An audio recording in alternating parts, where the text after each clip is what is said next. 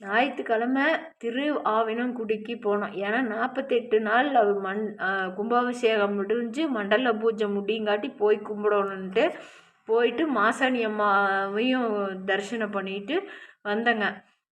இன்னொரு பதிவு உங்ககிட்ட கொடுக்கணும். என்னன்னா, நான் உங்ககிட்ட ஒரு வீடியோ காமிச்சு இங்கே முருகர் ஃபோட்டோ இருந்ததுன்னு சொல்லி காமிச்சேன் பார்த்தீங்களா?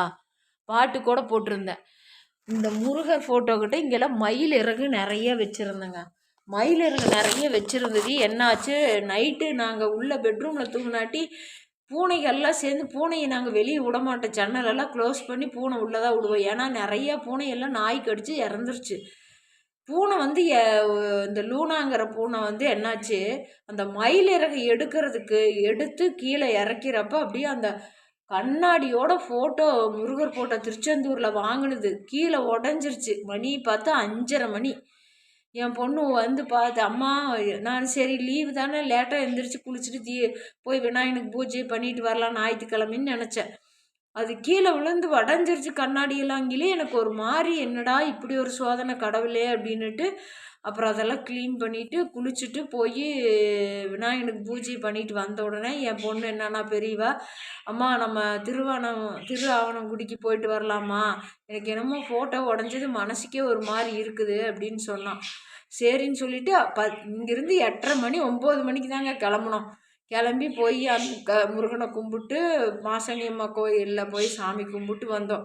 எனக்கு அந்த முருகர் ஃபோட்டோ உடஞ்சி ஆனால் மாட்டியிருக்கிறேன். எடுத்து வைக்க கண்ணாடி மாற்றணுங்க. எடுத்து வச்சிடல சொல்லி எங்கள் வீட்டுக்கார் சொன்னார்.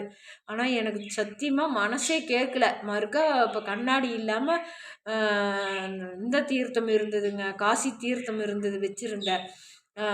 அதைய வந்து நல்லா அந்த ஃபோட்டோவையெல்லாம் தொடச்சிட்டு வீட்டுக்குள்ளே எல்லாமே தீர்த்தம் போட்டு விட்டுட்டு, ராமேஸ்வர தீர்த்தமும் அது எல்லாம் போட்டு விட்டுட்டுங்க.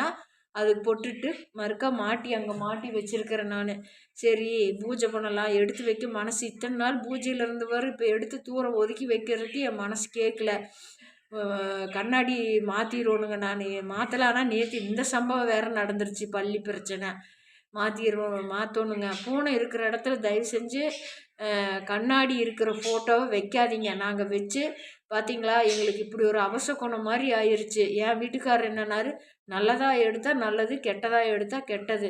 அந்த கண்ணாடி உடஞ்சி நொறுங்கிருச்சுங்கிறப்ப ஏன் அது அவசகுணமாக எடுக்கிற? நம்மளோட கஷ்டங்கள், துன்பங்கள், துயரங்கள் எல்லாம் அந்த கண்ணாடி உடஞ்சி சிதிலாக போன மாதிரி போயிருச்சு. நம்மளோட கஷ்டங்கள் எல்லாமே உடஞ்சி சுக்கு நூறாக நொறுங்கி போயிருச்சு. அப்படி நீ எடுத்துக்க, எல்லாமே பாசிட்டிவாக எடு, நெகட்டிவாக எடுக்காத அப்படின்னு சொன்னார் என் வீட்டுக்காரர்.